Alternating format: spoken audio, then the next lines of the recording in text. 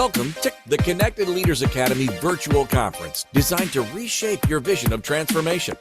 As we navigate the evolving business landscape, our speakers will unveil innovative strategies to manage and initiate change. Prepare to adapt, innovate, and lead, ensuring your role as a catalyst in this transformative era.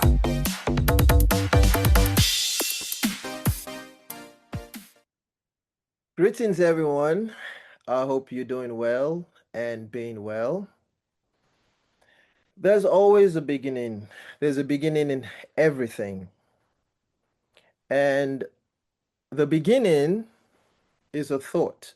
The beginning is an idea. From that comes, or where it comes from, one would say formlessness. Formlessness into form, or form into formlessness, is a cycle in perpetuity. Formlessness energized finds substance, right? Formlessness energized becomes or manifests into a form. A form energized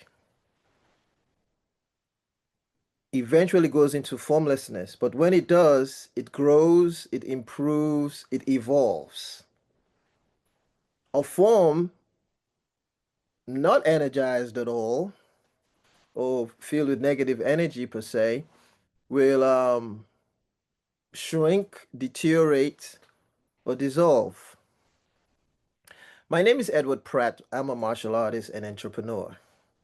And I take the principles of martial arts, especially Tai Chi, and the concepts and put that in movement in health and finding health in movement. Overall, the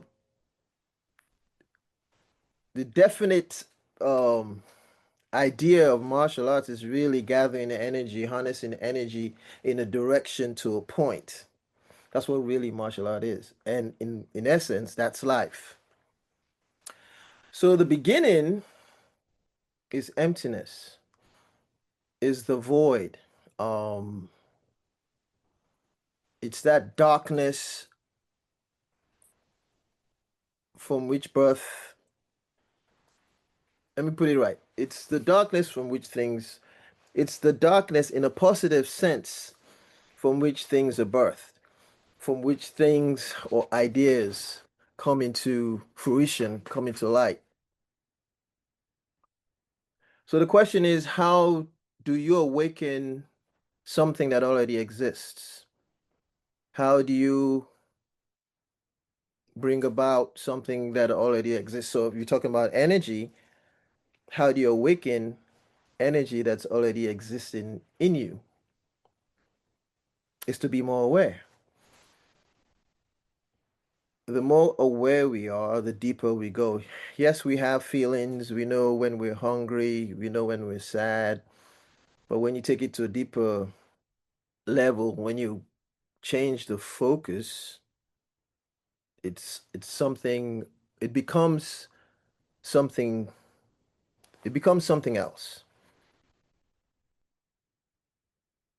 We do various things to feel energy. We exercise, we do movements to feel great, to energize us, keep us moving, and so on and so forth. But being aware, being more consciously aware, going deeper takes a whole different direction, takes you more into your being, more into yourself, finding out who you are, right? But the easiest way of feeling energy that already exists is sitting still, is being still. Being still helps you connect to the energy that's within. If you're always moving, you don't feel that, right? For example, taking a picture, using a camera, taking a picture, when you focused on the subject and you're moving around, when you take the picture, it's blurry. But when you hold the camera still and you take the picture, then you can find the definition of the subject, or you can observe or see a better definition of the object that you're taking a picture of, right? Feeling, we all say we can feel, but when you're still, when you don't move, the stillness is finding balance. When you're not moving, when you're still, you feel the energy. The energy within you amplifies, you can feel it more, right? Um,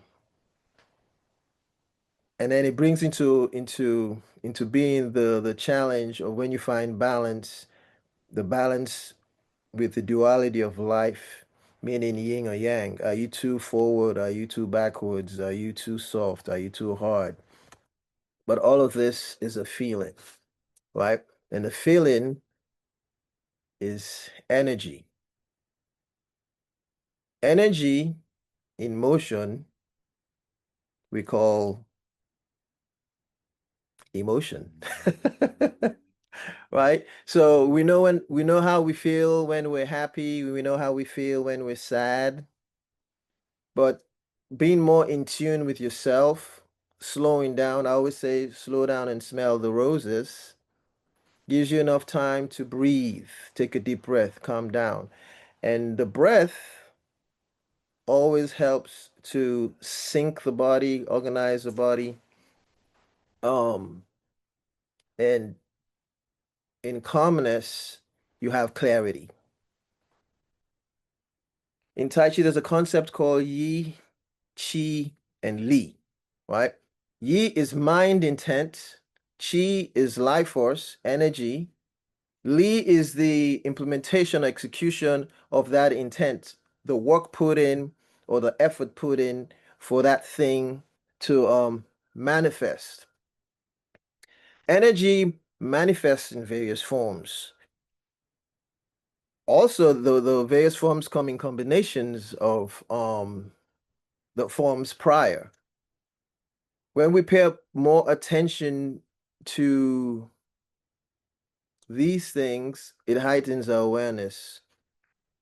Our awareness is bringing our consciousness from unconsciousness, if that makes sense, right? So we are more conscious of what's happening in us as well as around us, even though we tend to be pulled in different directions, um, whether it be in society or culture or what have you.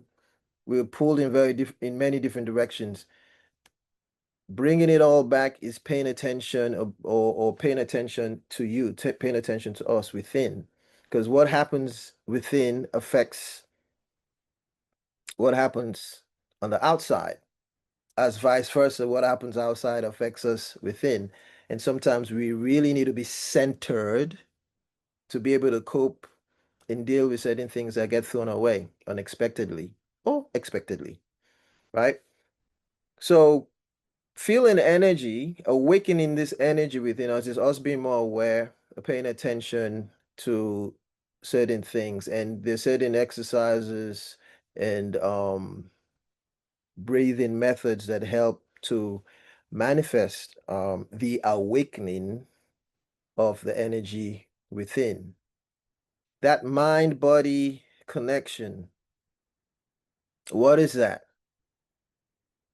Defined by our body, we're big, we're small, we're fat, we're thin, what have you. We have a physical strong construct or limitation, right?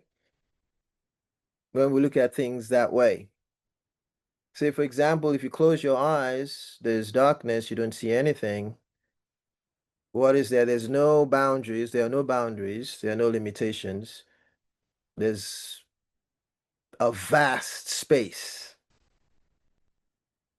right? Some would say that's moving into unconsciousness. For example, when you're sleeping, where are you? Which space are you in? When you wake up in the morning, when you open your eyes, what space are you in? Now you're conscious. When you're sleeping, you're somewhat unconscious, right? And it's interesting how the unconscious can affect the conscious, and the conscious is influenced by the unconscious. I don't know if that makes sense. I hope that makes sense. But the mind-body connection is affected by a feeling. How do we feel? Which is influenced by a spirit, a soul, or a perception of ourselves, right? So how we feel inside, like I said earlier, affects the outside, and meaning your physical being is affected by the energy that manifests within, which affects your emotion, which in turn affects your mental capacity or mentality, I guess, which in turn affects your causal mind or causal body, which affects the intuition and to your pure essence. So those they usually call it the seven energetic bodies. And this is bifurcated. It goes both ways. But I'll keep it simple. So your state of mind affects how your affects your emotion, which affects your energy, which in turn affects your physicality, which in turn will affect your energy, turn and affect your emotion and your mentality. Meaning, if I'm happy, you can tell. If I show up happy and excited, oh, he's happy. You can tell by my physical expression, how I feel inside from my heart, etc., etc. He's always a happy guy. You turn around another day, you see me and I'm all down. You can tell, oh, he's sad. I wonder what happened. So our physical expression is also influenced by our emotions and our state of mind, and what do I mean? It's bifurcated. It goes forwards and backwards. It goes in both directions. To help feel or to help feel or have this experience of feeling energy, based on Chinese medicine, they have the five elements, right? Not like the group Earth, Wind, and Fire, but close. The five elements are earth, wood, fire, water, and metal. So earth is grounding, you're sinking down, you're connecting to the earth, you're being one with the earth, the solid foundation.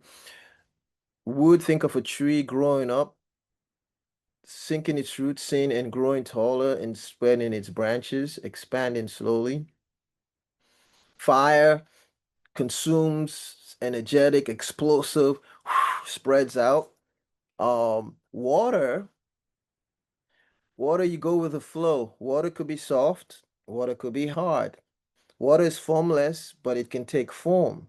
And we all try to be water, so we all go with the flow. When it's time to be hard, we be hard. When it's time to be soft, we be soft. We just go with the flow. Sometimes that's possible, sometimes that's not. But using these elements are used to help us manage or get an idea of what's manifesting inside. Then the last is metal. Metal severs, metal splits. Metal goes in two different directions. It goes to the middle and divides. That's one aspect of that. In Tai Chi, we use the eight energies. One is Pong, which is expansion. You expanding from your center in all directions. Forward, backwards, left, right, up, down. It's as if you getting bigger. And then when you take that expansion and you triangulate it to one point going in one direction, it's called G. So it's a triangulation of sorts to a straight direction to a point. That's G. The reverse of that is absorption, Lu. Lu is absorbing, bringing energy into the body and sending it down to the earth. That's Lu. Or diverting a force coming your way. That's Lu. On is crushing force, is pressing force down, earthward, earthbound, I should say. So on is a crushing force. So the four major forces: Pong expanding in all directions, G triangulation of two pongs, two expansions coming to a point in any direction, but as long as in one direction. Lu is absorbing, and then on is compressing. The other four energies a psi, which is pulled down, which is a combination of two energies, which is Lu and An. And then you have Lier, which is a split, which is two pongs going in opposite directions, right? And then you have the vertical alignment to your left side and the right side, of which all the other energies can manifest. Then you have energy, which is the elbow stroke. So the vertical stroke is the shoulder stroke, which is a vertical alignment on the left side and the right side, of which the energies manifest, right? Up and down vertically, right? You're sinking down to create up, or you go up to shoot down. And then elbow stroke is the energies that go in all directions, up, down, left, and right. All of these statements or energies are all used to study the body, observe the body, and discover the manifestations of things within the body, so we can be more in tuned and more aware of what's going on. So when you're aware of energy within the body, you can tell where there's tension. If you're tense say in your shoulder, you can feel that, okay, I just got to release that and let go. Easier said than done. But all of these practices are a culmination for one to feel inside. So from the formlessness of not feeling or knowing anything, we find a form of which you can relate to, have a tactile experience with, and then you have to release that to go back into formlessness, right? Formlessness, energized becomes a form. Again, form, energized, can get into formlessness, but when it does, it expands, it evolves. So we are always trying to evolve, which always trying to be better, right? So one way you say, I'm grounding, I'm sinking down, I'm just gonna hunker down and not move. That's a way of that's a type of energy within. But if one is not still, will not experience to know what those things are. From stillness, everything else manifests. We are always moving. We're always on the go. Being on the go all the time, you don't have time to, like I said again, smell the roses. And we build up tension in the body, and tension converted in a certain way becomes stress. And most of the time, we find different ways to decompress, which is a good way, which is a good thing, right? The decompression of all those energies. I mean, let me correct myself. Decompressing is being aware of all those energies within, right? The idea, the letting go, the concepts that come into the mind from wherever, that comes from our creativity, and we give it energy, we energize it and give it form. And that form spears us into doing, into taking action. And that action starts to evolve into something one can cherish. Once we're aware of these things, once we become more aware of these things, another way to make this thing become a thing, right, is to believe. We have to believe in the process, right? The exercises, the movement in finding stillness, the breath work, all of that to help cultivate and build up and be aware and awaken the energy within us to be. To be is open, being present, being active. Because, like I said before, or I've said before, I always say this, stagnation is death. So if we're not moving, if we're stagnant, we're not feeding that energy, that form that came from formlessness, That form not fed starts to diminish, starts to dissolve, starts to disintegrate. And you're back to square one, right? And since we're always trying to be better, we're always trying to be better than what we were before. We're striving to be of service, and you have to be the best you can be. Not to sound cheesy or anything, but we to be where we need to be, then that comes in the practice, right? The movement of how we set ourselves up. The practice helps us believe. So when we do we take our due diligence to do the things that we're supposed to do, the training, the understanding, that reinforces the belief of what we can do, right? And the mind talk, right? I've been told before, sometimes we have to be very careful what we say to ourselves. If we say, oh, I'm not capable, I can't do it, then you're going to have diminishing returns. Yes, we have our ups and downs, but we're always striving forward, always striving to move and be better. Then we can overcome some of this negativity that comes our way. And then there's the battle of the ego. My grandmother's always used to say, humility, be humble. When we are humble, then we're open to learn, not only go through the day, but grow through the day. And every day should be a learning experience. Like the cycle, things are cyclical, things cycle around. So if you look at formlessness, moves around into form and then back into formlessness, back into form. Every time there's either an expansion or elevation or a dissolving or receding experience. The work is the progress of improvement. The work is the energy we put into that form, into that thing, right? If we are vessels, which we are, we're just a conduit for energy. We borrow energy from the earth and we borrow energy from around us. We just borrow and use. And so it's almost like some people say we're a medium. So the knowledge we attire, the knowledge we gain and keep and makes us who we are, we get to share with others.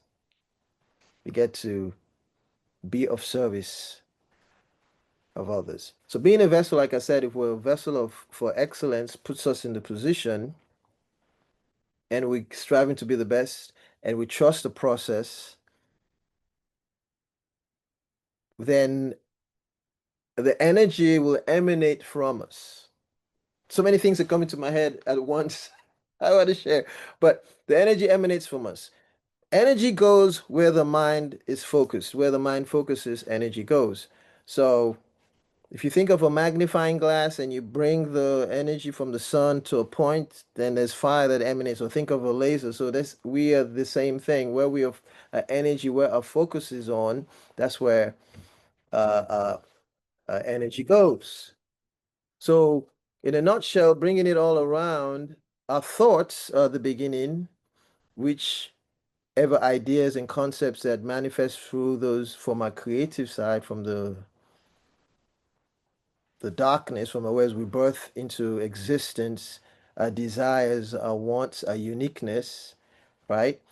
Which in turn brings out that energy that galvanizes us to call and lead and to inspire, to motivate with the greatest energy of all. One love. Thank you for participating in today's enlightening session. As we transition to our next expert, remember that each strategy and insight is a step toward becoming a transformative leader in your field. Visit ConnectedLeadersAcademy.com to stay engaged and informed. The journey of change is ongoing. Let's move forward together.